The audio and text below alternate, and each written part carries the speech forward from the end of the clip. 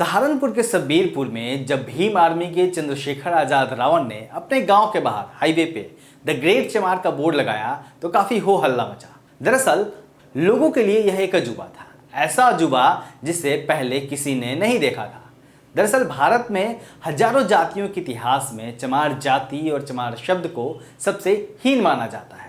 ऐसे में हर कोई यह देखकर हैरान था कि कोई भी चमार शब्द का और चमार होने का जश्न कैसे मना सकता है।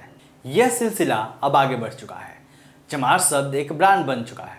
सरकार ने भले ही दलित शब्द पर प्रतिबंध लगाने का फरमान जारी कर दिया है, लेकिन दलित और चमार जैसे शब्द इस समाज के युवाओं के बीच में एक ब्रांड बन चुके हैं।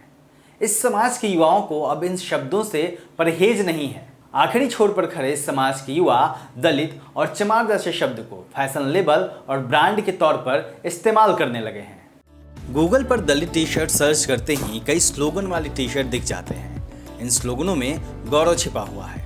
आप खुद देखिए, अनटचेबल, प्रॉपर्टी ऑफ दलित और कीप क्लैम एंड से जय भीम जैसे स्लोगन्स के साथ वाली टी शर्ट बड़ी संख्या में दिखाई देते हैं।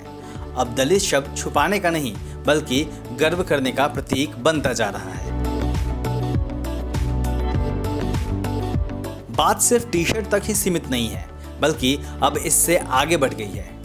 मुंबई में आर्टिस्ट सुधीर राजभर ने चमार स्टूडियो बनाया है। इस स्टूडियो में वो हैंडबैग्स को फैशनेबल बनाते हैं। 6 महीने पहले इस स्टूडियो को कमर्शियली लॉन्च करने वाले राजभर कहते हैं कि इसे मैंने कई मोचियों के साथ शुरू किया। उनमें अधिकतर दलित समाज से थे और अपनी छोटी छोटी दुकानें चलाते थे। बाद में हमने चमड़े के कुछ और कारीगरों को अपने साथ जोड़ा। ये डिजाइनर प्रोडक्ट्स बाजार में बिकने वाले कई ब्रांडेड प्रोडक्ट्स को टक्कर देने वाले हैं। इनकी कीमत 1500 से 6000 रुपए तक होती है। भारत जैसे समाज में इस तरह का बदलाव कोई छोटा बदलाव नहीं है, कोई मामूली बदलाव नहीं है। यह एक क्रांति है, ऐसी क्रांति जिसकी मशाल वंचित तबके के युवाओं ने जलाई भी है और इस मशाल को थाम भी रखा है। वो इस मशाल की रोशनी में अपने समाज के लिए नई परिभाषा गढ़ रहे हैं और शब्दों के नए मायने गढ़ रहे हैं।